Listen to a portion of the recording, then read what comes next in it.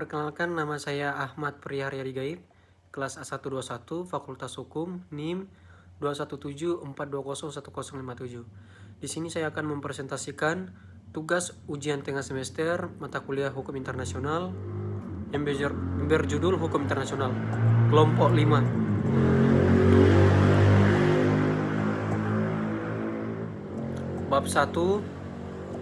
A. Latar belakang. Hukum internasional merupakan hukum yang utamanya dibentuk berdasarkan persetujuan negara-negara.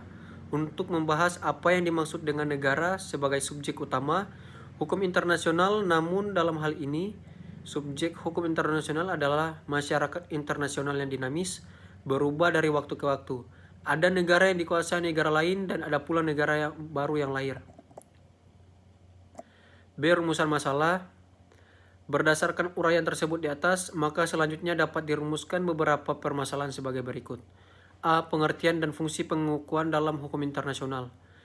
B. Apa saja jenis-jenis dan teori pengakuan. C. Apa saja bentuk-bentuk pengakuan. D. Bagaimana akibat hukum dari pengakuan. C. Tujuan penulisan. Berdasarkan uraian pokok permasalahan di atas, maka penulis akan mengemukakan tujuan penelitian sebagai berikut. A. Untuk mengetahui pengertian dan fungsi pengakuan dalam hukum internasional. B. Untuk mengetahui jenis-jenis dan teori pengakuan. C. Untuk mengetahui cara pemberian pengakuan. D. Untuk mengetahui akibat hukum dari pengakuan. Untuk mengetahui bentuk-bentuk pengakuan. Bab 2 pembahasan. A. Pengertian pengakuan dalam hukum internasional. Pengakuan adalah metode untuk menerima situasi faktual yang kemudian diikuti oleh konsekuensi hukumnya. Pengaruh dari pengakuan adalah memberikan kemudahan bagi negara yang bersangkutan untuk melakukan transaksi-transaksi internasional di kemudian hari. Dengan demikian, pengakuan oleh suatu negara, maka secara otomatis hal tersebut menunjukkan apabila negara tersebut telah menyandang hak-hak dan kewajiban-kewajiban hukum yang dibebankan oleh hukum internasional. Selain itu, pengakuan merupakan penerimaan dari negara-negara lain sebagai subjek hukum terhadap negara lainnya untuk bertindak dalam kapasitas sebagai subjek hukum. Pengakuan dapat dinyatakan secara terang-terangan ataupun secara diam-diam. Pengakuan dalam hukum internasional tidak hanya terkait dengan penerapan kriteria-kriteria hukum. Oleh karena itu, dalam penerapannya justru pertimbangan politiklah yang sangat menentukan. Oppenheim mengatakan bahwa pengakuan merupakan suatu pernyataan kemampuan suatu negara baru. Nampaklah bahwa negara-negara dalam memberikan pengakuan ini semata-mata hanya didasarkan pada alasan-alasan politis, bukan alasan hukum. Dari praktik negara-negara tidak ada keseragaman dan tidak menunjukkan adanya aturan-aturan hukum dalam masalah pengakuan.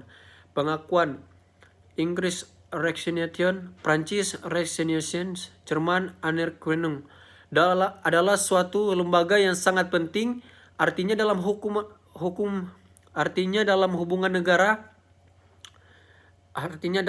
antar negara. Dalam abad ke-20 ini tidak ada satupun negara dapat hidup terasing dari negara-negara lainnya. B. Jenis-jenis teori pengakuan. 1. Jenis pengakuan de facto.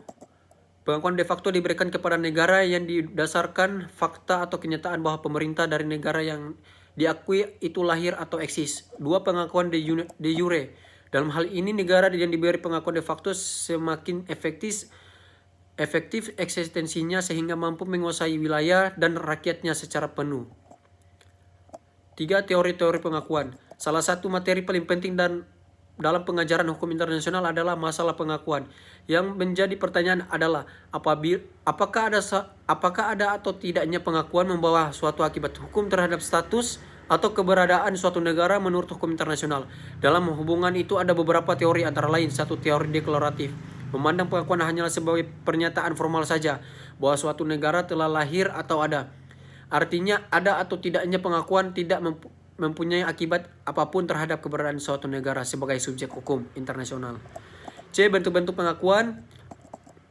Yang baru saja kita bicarakan adalah pengakuan terhadap suatu negara. Dalam praktik hubungan internasional hingga saat ini, pengakuan ternyata bukan hanya diberikan terhadap suatu negara. Ada berbagai macam bentuk pemberian pengakuan, yakni termasuk pengakuan terhadap suatu negara, pengakuan negara baru, 2. Pengakuan pemerintah baru, 3. Pengakuan sebagai pemberontak.